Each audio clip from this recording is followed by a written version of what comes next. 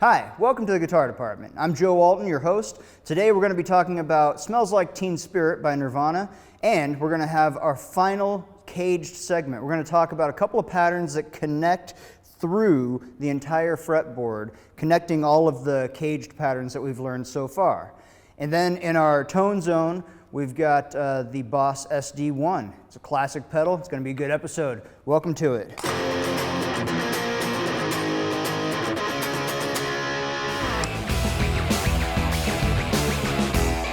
The song Smells Like Teen Spirit by Nirvana is a classic power chord riff, one of the most iconic riffs of the 90s. And it's pretty simple to play, but it does present a few challenging issues, and we're going to go over them as we get to them.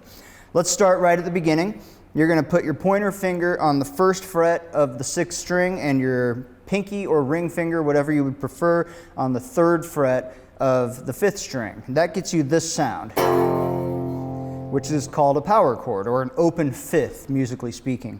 And so what you do, you can either play just those two notes, or you can flatten out or use 2 fingers to carry a 3rd note on the 3rd fret of the 4th string. That note is the octave of your F at the very beginning. So we've got an F, a C, and an F.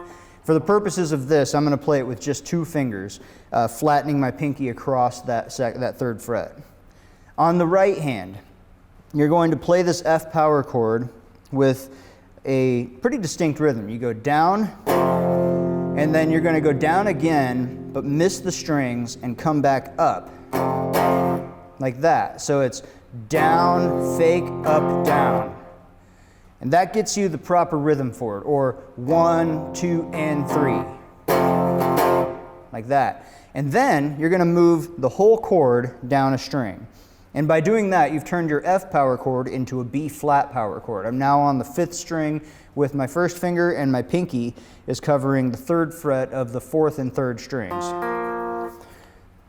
That is going to be played with a similar but different rhythm. So on my right hand, I'm going to strum down and then down up instead of up down, like that. So we have this rhythm, 1, 2, and 3, 4, 1, 2, 3, and 4. And on that 4, you're going to stop and move up to the 4th fret and play essentially the same rhythm with the chords now on the 4th fret. You're going to play a G sharp power chord. And in between those chords,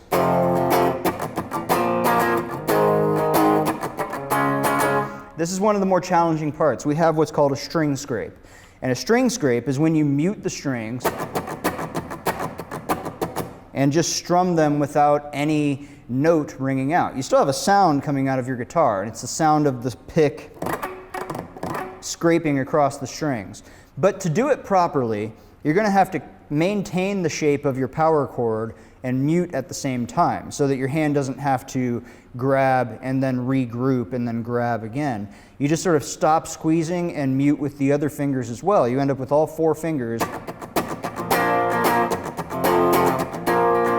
It's actually very similar to the technique we talked about in the funk episode, where Nile Rodgers was doing a chuckin'.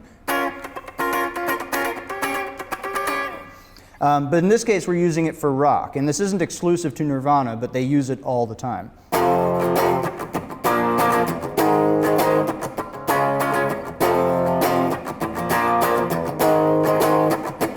Now at that point, when we hit this last chord, and this is a C sharp power chord on the 4th fret of the 5th string and then the 6th fret of the 3rd and 4th strings, what he does is he hits a distortion pedal.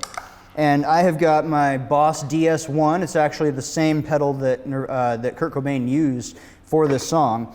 And so the second time through the progression, you hit this chord, and it just adds that distortion to it. And then you play the whole progression twice more.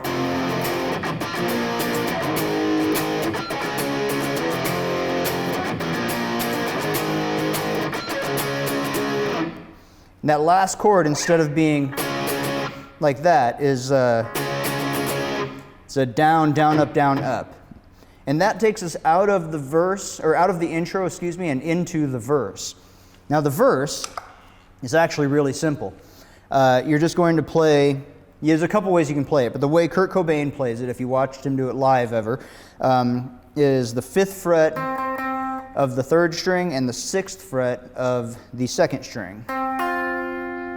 These notes are C and F, and what he did is he turned on what's called a chorus pedal. Now, we've talked about a few chorus pedals over the course of this show. What I have here is an MXR analog chorus. Pretty much any chorus pedal will do, but specifically this is a pretty good one. And it just gives a little bit of warble to that sound, and we've talked about how that happens before, but they essentially modulate one of the signal from the string and keep the flat, unaffected signal at the same time, so you get this sort of almost out of tune sound. Now, you can also play this on the 1st fret of the 1st and 2nd strings. You can hear it's got a slightly different tone to it. It's a little bit darker up here on the heavier strings, but it's still acceptable to play it down here. And then that's it for the verse. You just play that through the verse. It happens on beat 2, so you'll go coming off of the chorus or the verse, just like that. 4, 1, 2, 3, 4, 1, 3, 4, 1, 2, 3, 4, 1.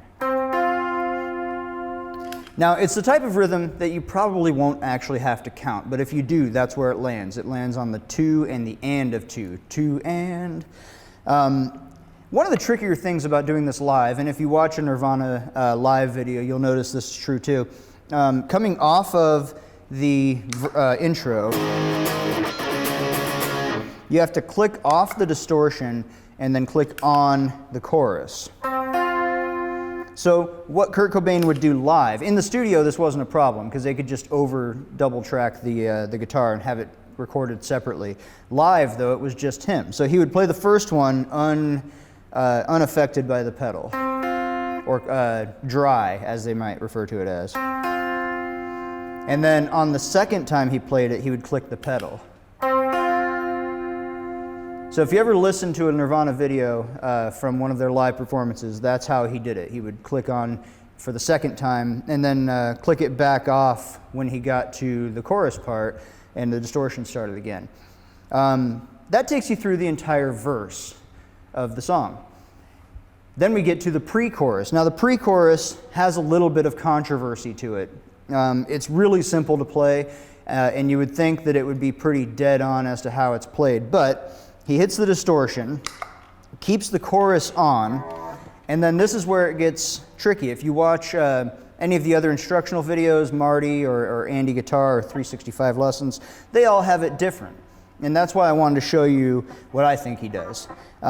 So watching his videos, watching his right hand, it looks to me like he's hitting the 5 on the 3rd string twice. Like that, and then the 6. So 5, 5, 6, 5, 5, 6.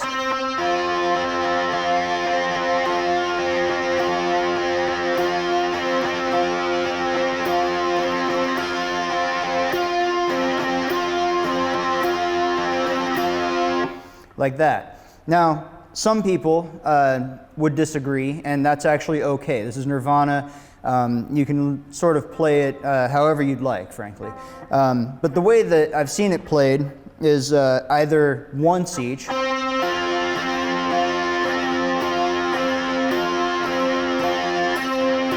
that's on beats 1 and 3. It's like 1, 2, 3, 4, 1, 2, 3, 4, 1, 2, 3, 4, 1, 2, 3, 4.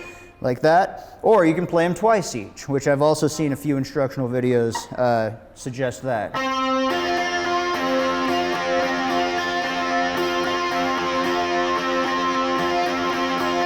Frankly, I believe that Kurt Cobain played it however he felt like playing it in that moment. But on the recording, I think he plays it 5-5-6, 5-5-6. But as I've said, play it how you feel it sounds best, and it's going to sound great no matter what. It's a pretty simple part. And that brings us back to the chorus. Now for the chorus, at this point, we've got both our pedals active. Our chorus pedal's on and our distortion pedal is on from the pre-chorus. So what he does is clicks off the chorus and goes back to the intro part.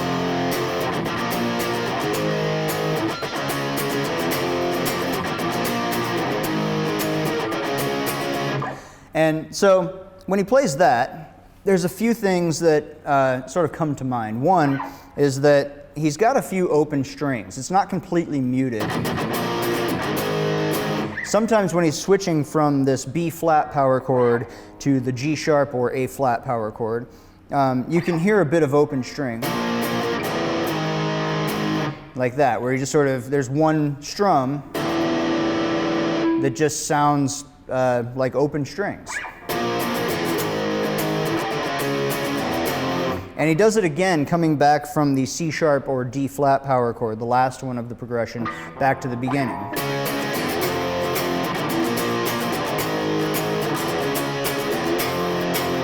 And this is kind of the glory of grunge, because you can do this sort of however you'd like, as clean or as messy as you'd like. As long as you get the essence of that chord progression in there, it's going to sound okay. But definitely when he does it live, there's a little bit of sloppiness to it, and that was sort of Nirvana's style, so it does fit with them. And that brings us to the post-chorus, which is kind of a trickier progression. I found it difficult to figure out by ear for some reason. But what he does is he plays the F power chord, that first power chord of the song, again with just the distortion pedal on, and then goes down to 0, or an E power chord, and then back to the F power chord on 1 and 3, and then up 1 fret to an F sharp or a G flat power chord. So we have 2 of the F chord, 1 on the E chord, 1 on the F chord, and then 2 on the F sharp chord. And then he drops down and picks one note. In this case, it's a B flat on the 3rd string, the 3rd fret. And you're going to pluck that and bend it. Just like that. And then he repeats the same progression that he just played up to that point. So F, F, E, F. And then slides up to a B flat power chord on 6 and 8. This is again on the 6th and 5th strings. And then down to 4 and 6. Like that. So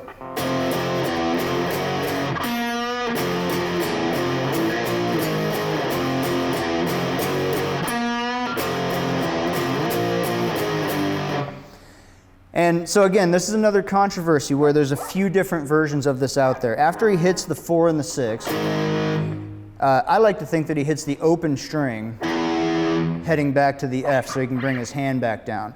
You'll find Kurt Cobain specifically does this a lot, but so do a lot of other players, jumping from a power chord that's in a certain position way down or way up to another position. There will be just open strings in between them sometimes.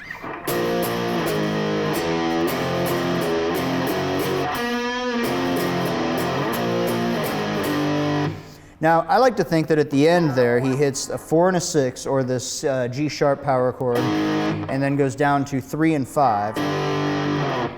And that takes you back to that verse part. So that whole post-chorus part,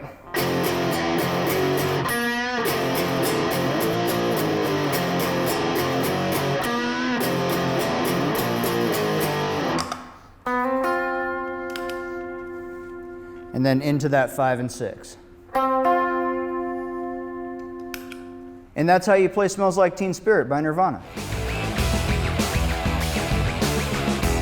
And now, for our lick of the week, I'm just going to show you how to play the solo for Smells Like Teen Spirit, because it's simple enough that I feel like you can learn it pretty quickly, and it's actually the first guitar solo I ever learned. I was a grunge kid growing up, so this was all sort of relevant music when I was learning it.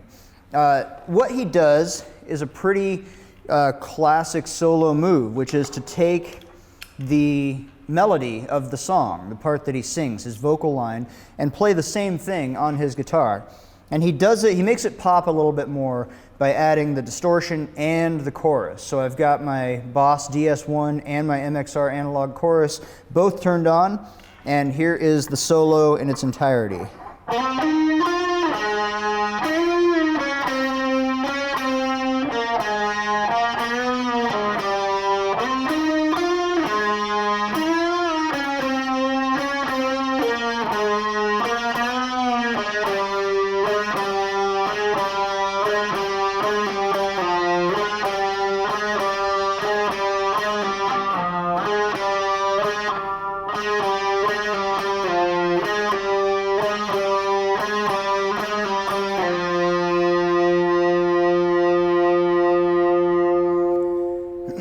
sort of lets it ring at that point. Now, you might have noticed that really happened in two sections. First, we have the melody itself, the first part of the melody. I slid from 8 to 10 on the 4th string. I'm not confident that he does that actually. You might just start on the 10, but listen to the song, you'll be able to tell. From there, I use my 3rd finger on the 10, down to my 1st finger on the 8 of the 3rd string, then down to the 10 on the 3rd string.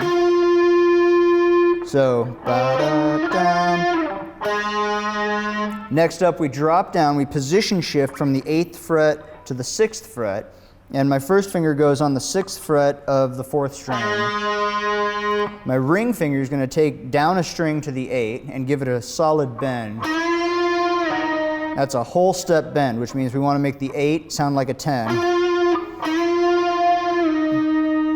You can do that by pulling or pushing. They both have the same effect. I've chosen to pull, it's a little easier for me. Then we go 6-5, 6-5 again, both on the 3rd string, up a string to the 8 and the 6, back to the 8, pluck that a 2nd time and bend, bring the bend back down, and then 6-5. So again, slow.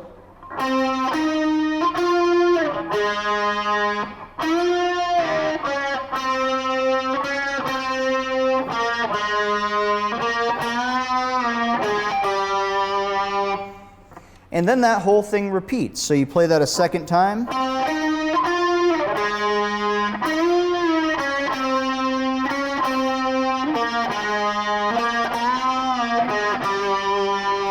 And again, that lands you with your 1st finger on the 5th fret of the 4th string. Now from here, it gets a lot simpler.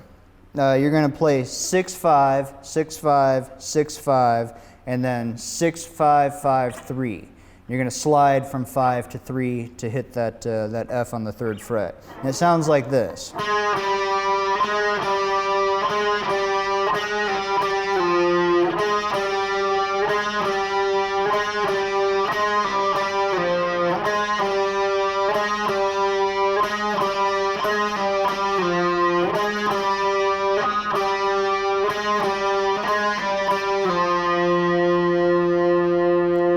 And then you'll slowly fade out the guitar, just to match the recording.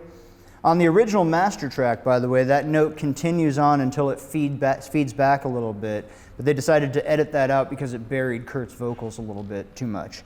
But that's how you play the solo to Smells Like Teen Spirit, and that's our lick of the week. And now it's time for our final caged segment. We've done a whole series on the caged system and how you can connect patterns between the positions on the guitar. And so what we're going to do now, I'm going to show you a couple of patterns that you can use to transfer yourself from the lower register of the guitar to the upper register of the guitar.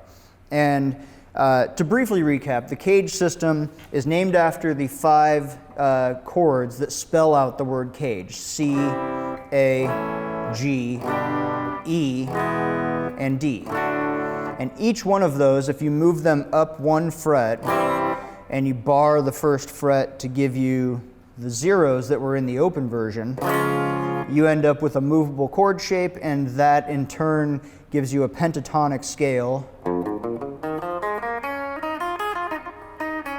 and also a diatonic scale. So, what we're going to do now is talk about how to get from, specifically in the key of G or E minor, because they're relatives to each other, to get from the open string area, which is the G form. We're going to use the pentatonic scales to get from the G form all the way up to the octave of the G form, basically road mapping the entire fretboard through the use of 2 separate patterns. Now, there are a lot more than 2 patterns that you can use, but this will hopefully get you started. The first one I want to talk about is actually the first movable pattern that I learned, the first shifting pattern, I should say, that I learned. Now, we're going to start on the open E string. Then I'm going to go to the 3rd fret of the top of the 6th string with my pointer finger, and then my ring finger will take the 5th fret. And when I hit the 5th fret, I'm going to slide from 5 to 7. So 0, 3, 5, 7. And then I'm going to go down a string and go 5, 7 again. Pointer to ring finger, 5, 7 again on the 4th string. And I'm going to slide to 9. Then I'm going to go 7, 9 on the next string, the 3rd string. And at this point I have to move up a fret because the interval between the 3rd and 2nd strings is different from all the other strings. So we're going to go to the 8th fret. I'm going to go 8, 10, and then up to 12. And then on the last string, that brings me to 10, 12. And that E is the octave of your open string E. So from there you can slide up to 15 and be back in your G pentatonic pattern. So once again, 0, 3, 5, 7, 5, 7, 5, 7, 9, 7, 9, 8, 10, 12, 10, 12, 15, and then you're back in that original G-shaped pattern.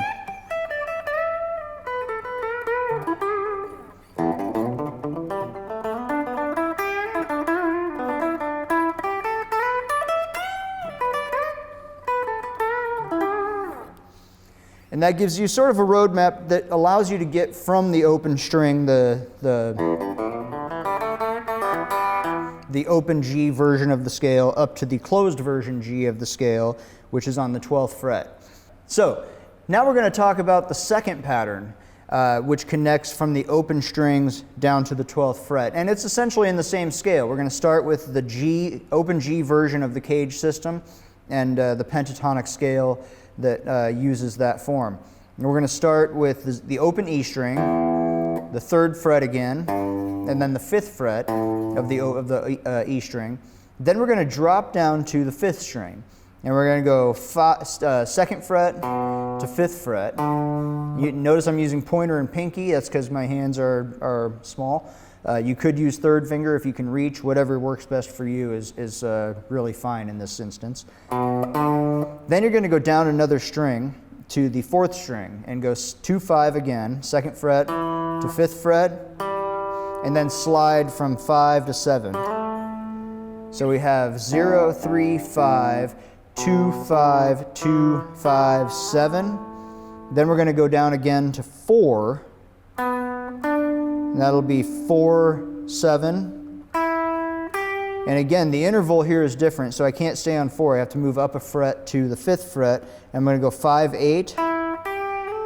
And that'll bring me from 8 to 10. So 5, 8, 10. And then 7, 10. And then that takes us to the same position that the first one did, where you can slide up to 12 and then again to 15.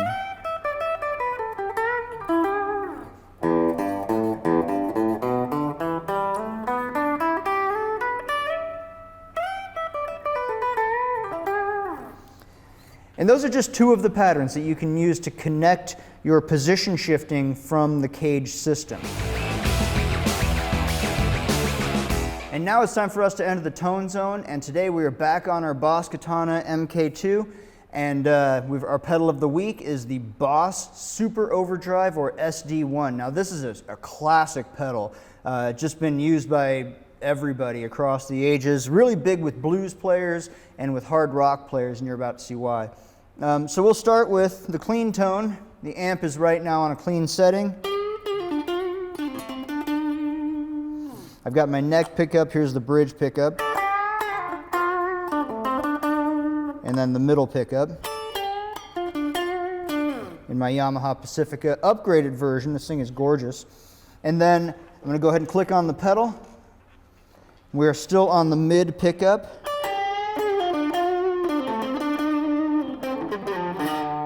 You can hear it's just got a little bit bluesier tone to it. I'm going to go ahead and shift this up to the neck pickup. A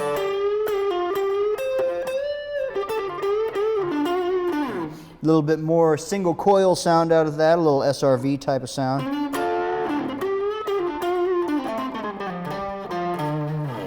I'm going to turn the drive up a little bit here. We had it at about noon. Here it is full blast.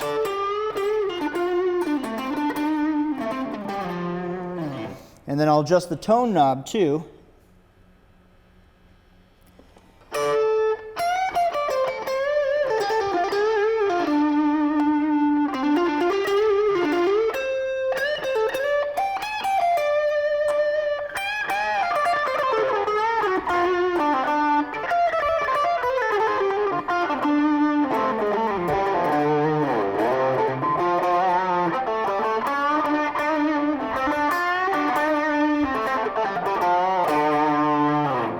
You'll have to excuse me while I rock out for a little bit. This thing has great tone. So what I'm going to do next with it is one of the more common uses of an SD1.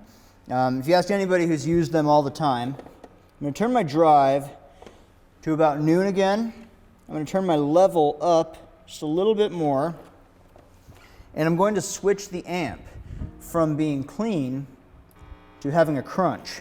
Now if I turn this off, here's what the amp now sounds like without any outside interference.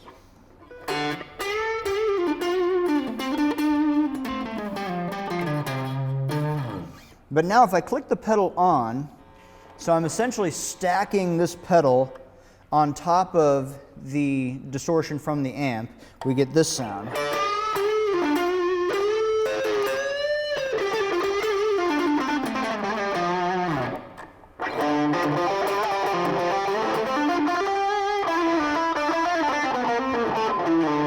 So it adds a nice little boost. If you were playing with your crunch on your amp, and get that sort of heavy, overdriven power chord sound, and then you wanted to solo, you click this on, and it just adds a little bit more to it. And that is the Boss SD1, our pedal of the week.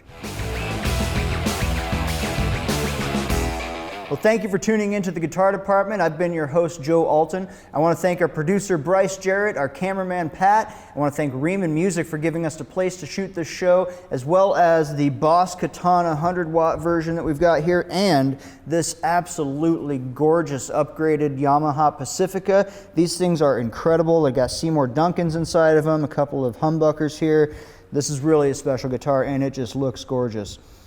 Thank you to everybody for watching, and be sure to join us on Facebook at facebook.com/The Guitar Department, and check us out next time right here on The Guitar Department.